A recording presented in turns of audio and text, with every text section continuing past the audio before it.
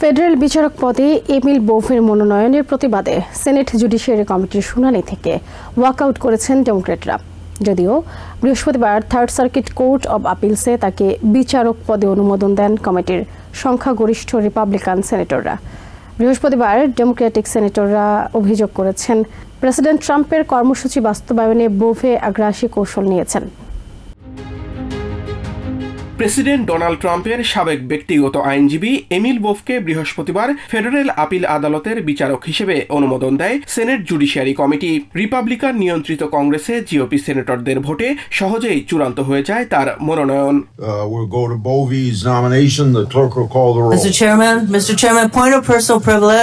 যদিও বোভের বিরুদ্ধে জাস্টিস ডিপার্টমেন্টের আইনজীবী ও আদালতকে লক্ষ্য করে কটূক্তির অভিযোগ তোলেন senator Sheldon white house.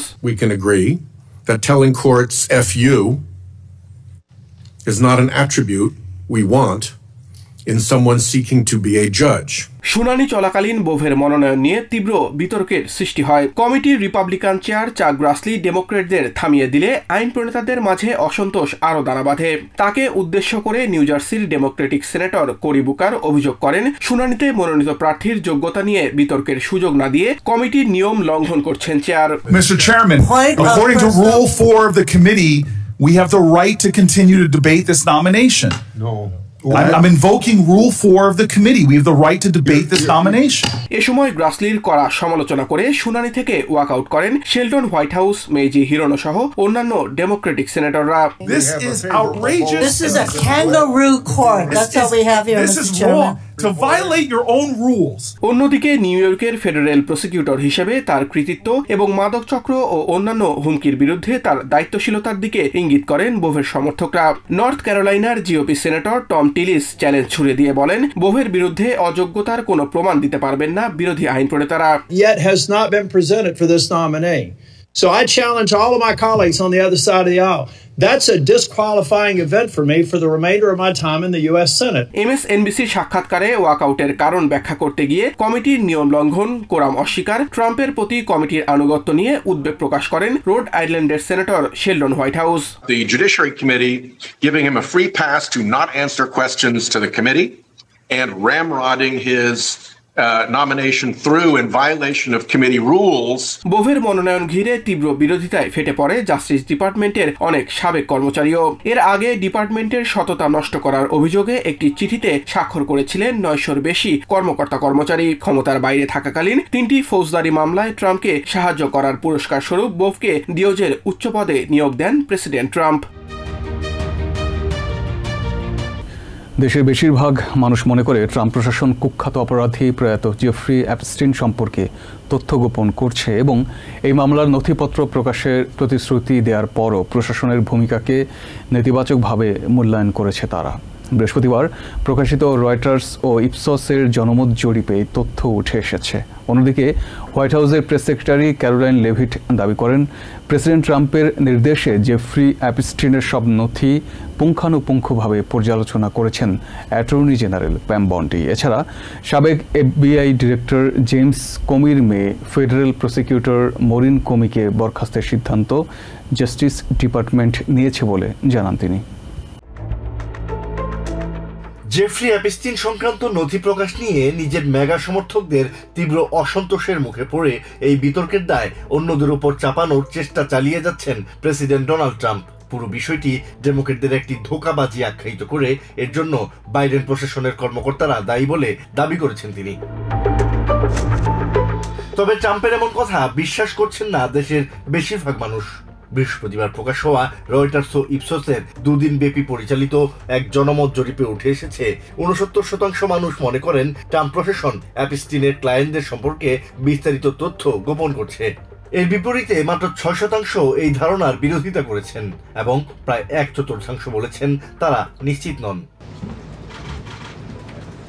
Good afternoon, everyone. White হাউসের নিয়মিত সংবাদ সম্মেলনে প্রেস সেক্রেটারি ক্যারোলাইন লেভিটের কাছে এ বিষয়ে জানতে চাওয়া হলে তিনি প্রেসিডেন্ট ট্রাম্পের কথাই পুনর্ব্যক্ত করেন। লেভিট জোর দিয়ে বলেন, প্রশাসন তদন্তের কাজটি যথাযথভাবেই করেছে। তিনি বলেন, ডিওজে এবং FBI এর নেতৃত্বে যারা রয়েছেন তারা রিপাবলিকান পার্টির আন্দোলনের অন্যতম বিশ্বস্ত কণ্ঠস্বর। কয়েক মাস দীর্ঘ পর্যালোচনার পরই তারা এপস্টিনের নথির বিষয়ে সিদ্ধান্তে উপনীত হয়েছেন বলে জানান লেভিট। প্রেস সেক্রেটারি আরো জানান, প্রয়াত এই কুখ্যাত অপরাধীর মামলা তদন্তের জন্য কোনো স্পেশাল প্রসিকিউটর নিয়োগের সুপারিশ করবেন না president. Well, the idea was floated from someone in the media to the president. The president would not recommend a special prosecutor in the Epstein case. That's how he feels. And as for his discussions with the Attorney General, I'm not sure. অন্যদিকে বুধবার FBI এর সাবেক director James কমির মেয়ে federal prosecutor mooring কমিকে বরখাস্ত করেছে justice department. তিনি এপস্টিনের মামলায়ও কাজ করেছেন। হোয়াইট হাউসের দাবি, তাকে বরখাস্তের সিদ্ধান্ত পুরোপুরি জাস্টিস ডিপার্টমেন্টের। সংবাদ সম্মেলনে শুল্ক নিয়ে বাণিজ্য অংশীদারদের সঙ্গে আলোচনার প্রসঙ্গেও কথা বলেন ক্যারোলাইন লেভিট। তিনি বলেন, আমেরিকার সঙ্গে বাণিজ্য আলোচনায় ইউরোপিয়ান ইউনিয়ন খুবই আগ্রহী। As for the European Union, they continue to be very eager in negotiating with our country for obvious reasons on ways to lower their tariff and their non-tariff barriers that we have long said harm our workers and our companies. Press secretary আরো জানান, আগামী 25 থেকে 29 July Scotland সফর করবেন president Trump. এই সফরে তিনি ব্রিটেনের প্রধানমন্ত্রী কিয়ার স্টারমারের সাথে পুনরায় বৈঠক করবেন এবং গত মাসে হওয়া বাণিজ্য চুক্তি পরিমার্জন নিয়ে আলোচনা করবেন। Where he will visit both Turnberry and Aberdeen from July 25th to July 29th. During the visit, President Trump will meet again with Prime Minister Starmer to refine the great trade deal. এছাড়া গাজার একটি গির্জায় ইসরায়েলের হামলায় হতাহতের ঘটনায় president Trump ইসরায়েলের প্রধানমন্ত্রী বেঞ্জামিন নেতানিয়াহুকে ফোন কল করেছেন বলে জানান তিনি। Called Prime Minister Netanyahu this morning to address the strikes on that church in Gaza, and I understand the Prime Minister agreed to put out a statement. It was a mistake by the Israelis to hit that Catholic church. Jeffrey এপস্টিনের পূর্ণ নথি প্রকাশের দাবি জানিয়েছেন House minority leader Hakeem Jeffries. Capitol হিলে এক সংবাদ সম্মেলনে তিনি বলেন, অর্ধশত নয়, দেশের মানুষের অধিকার আছে এই বিষয়ে পূর্ণ তথ্য জানার। একই সময় জেফরিস অভিযোগ করেন, প্রেসিডেন্ট ট্রাম্পের নেয়া নানা নীতির কারণে দেশের মানুষের জীবন কঠিন হয়ে যাচ্ছে। পরে ফেডারেল ইউনিয়নের এক সমাবেশে যোগ দিয়ে তিনি বলেন, ফেডারেল কর্মীদের ছাঁটাইয়ের বিরুদ্ধে ডেমোক্র্যাটরা সোচ্চার আছে। জেফ্রি এপস্টিনের নথি প্রকাশ বিষয়ে মেগা রিপাবলিকানদের একাংশের তোপের মুখে আছেন প্রেসিডেন্ট ডোনাল্ড ট্রাম্প। নিজ দলের এই অংশটির ক্ষোভের পর প্রেসিডেন্টের বিরুদ্ধে এবার ডেমোক্রেটিক হাউস লিডার হাকিম জেফ্রিজও সরব হয়েছেন একই দাবিতে। বৃহস্পতিবার ক্যাপিটল হিলে নিজের সাপ্তাহিক সংবাদ সম্মেলনে প্রশ্নের মুখে তিনি জানান, এটি নিয়ে স্বচ্ছতার স্বার্থেই প্রেসিডেন্টের উচিত কোনো টালবাহানা না করা। On behalf of the American people, on behalf of their health care. Trump প্রশাসনের নেওয়া বিভিন্ন সিদ্ধান্ত ও বিলের সমালোচনা করে জেফ্রিজ বলেন, হাউসে দ্বিদলীয় সমঝোতার ভিত্তিতে সিদ্ধান্ত নেয়ার বিষয়ে রিপাবলিকানদের কোনো আগ্রহ নেই। The Louisiana state legislature that has a Republican super majority. এর আগে সকালে হাকিম জেফ্রিজ যোগ দেন ফেডারেল কর্মীদের ছাঁটাইয়ের বিরুদ্ধে বিভিন্ন ইউনিয়নের উদ্যোগে আয়োজিত সমাবেশে। আরেক ডেমোক্রেটিক কংগ্রেসম্যান জেরেড গোল্ডেনকে সাথে নিয়ে এই সমাবেশে তিনি অভিযোগ করেন, ট্রাম্প প্রশাসন শ্রমিক ইউনিয়নগুলোকে টার্গেট করছে। Earned benefits that people work hard for, earned throughout their entire life. Trump প্রশাসনের নানা নীতির কারণে দেশের সাধারণ মানুষের স্বপ্ন পূরণ কঠিন হয়ে উঠছে মন্তব্য করে জেফ্রিজ আরও বলেন, এটি জনগণের বিশ্বাসের সাথে প্রতারণা। দেশে প্রথমবারের মতো ক্রিপ্টোকারেন্সি নিয়ন্ত্রণের লক্ষ্যে একটি বিল পাশ করেছে হাউস। বৃহস্পতিবার উভয় দলের সমর্থন নিয়ে 308-122 ব্যবধান ভোটে পাস হয় বিলটি। 206 জন রিপাবলিকান এবং 102 জন ডেমোক্রেট বিলটির পক্ষে ভোট দেন।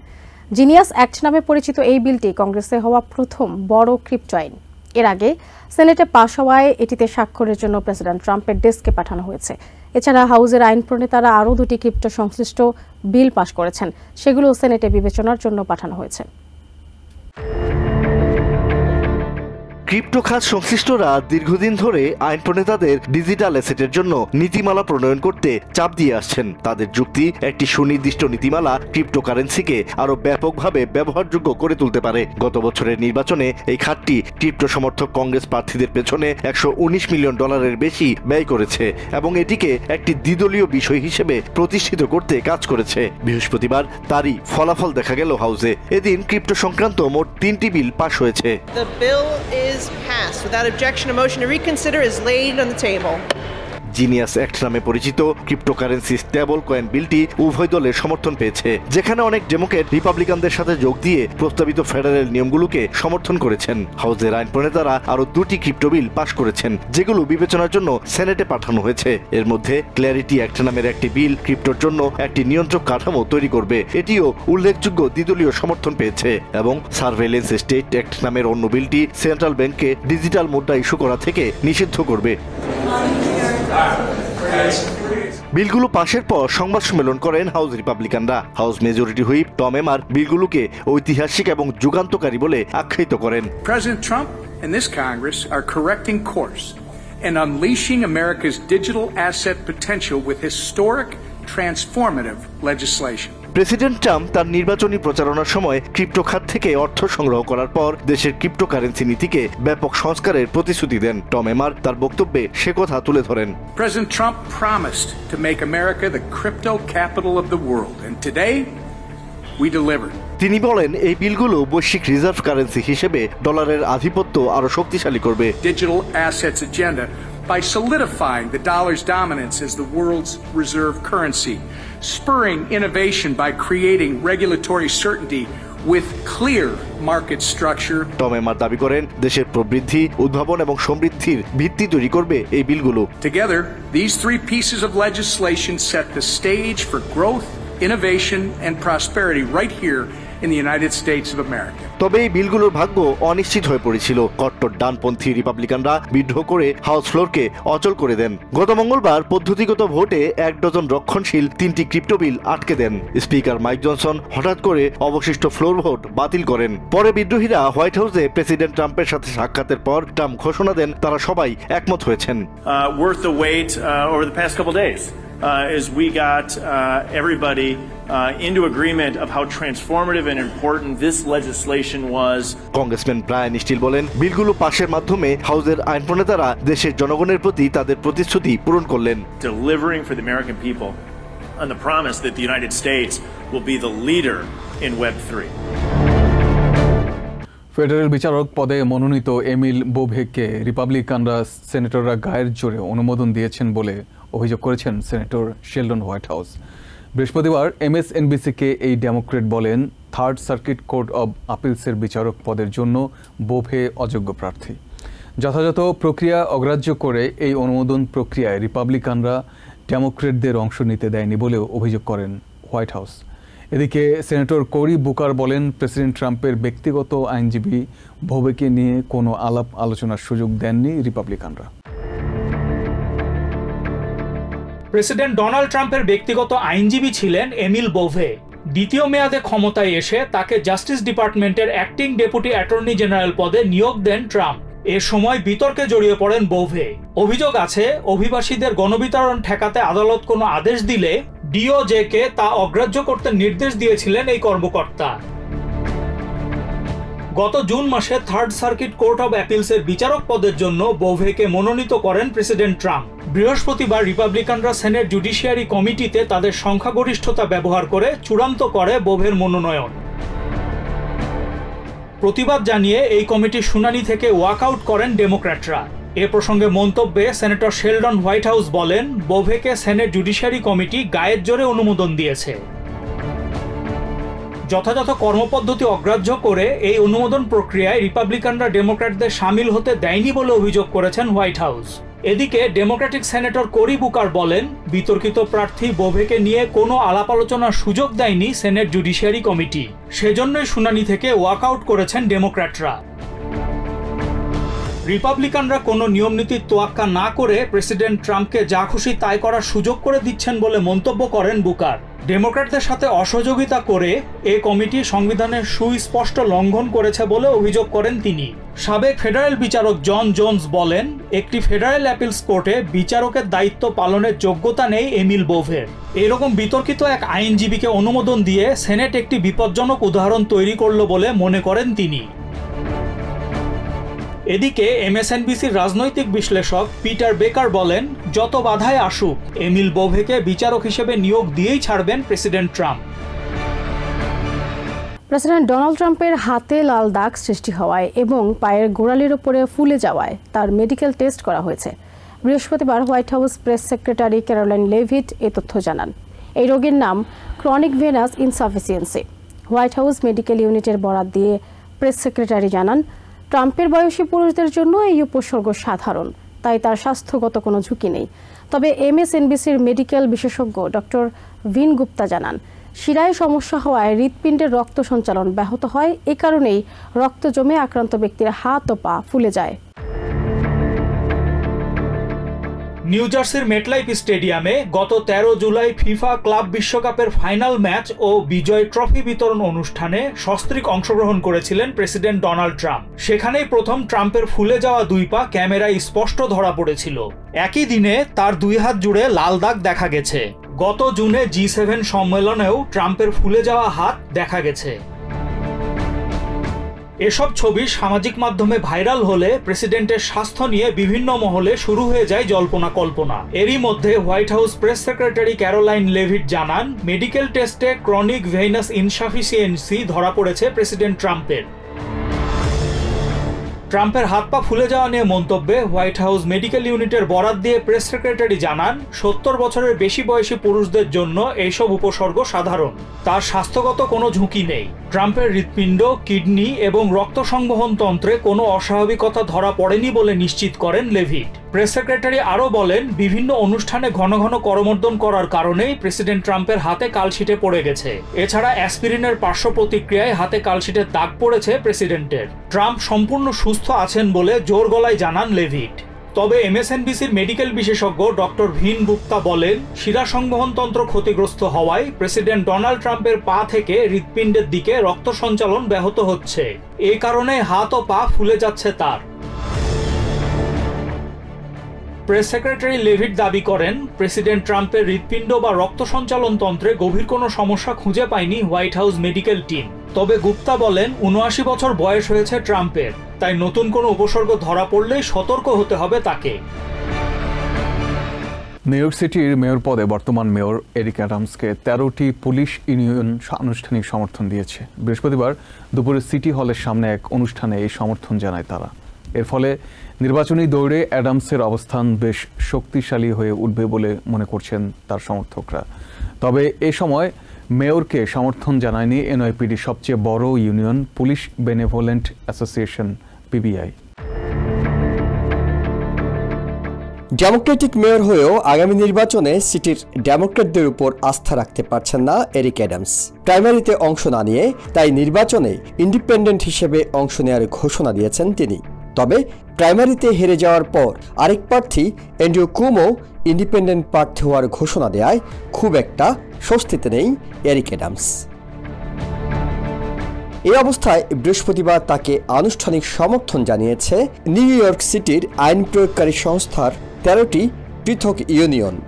সমর্থনের কারণ হিসেবে NYPD ট্রাফিক এনফোর্সমেন্ট ইউনিয়নের প্রেসিডেন্ট আলেকজান্ডার সাদিক জানান, মেয়র এরিক অ্যাডামস তার প্রতিশ্রুতি রক্ষা করতে জানেন। The courage and the guts to get the job done. Today I'm saying thank you not only because you are the mayor of New York City, but because you are a man of your word. Thank you, sir. We honor those.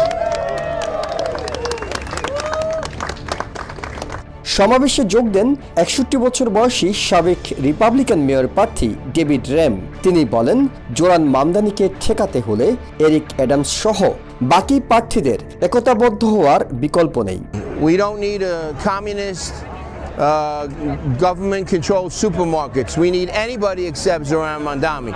So therefore, Jim Walden and Governor Cuomo came out with a pledge, and they pledged that come September, whoever's the leading candidate against Zoran Mamdani, polling at number 1, should go forward in a one-on-one contest against. তবে এই অনুষ্ঠানে যোগ দেয়নি police benevolent association PBI।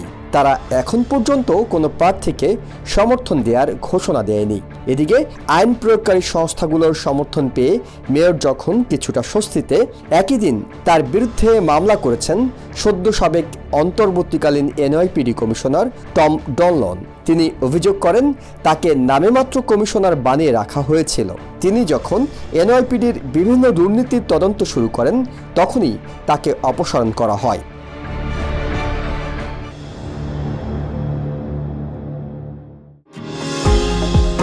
New York থেকে সম্প্রচারিত TVN 24 television, বিশ্বজুড়ে বাঙালির কণ্ঠস্বর।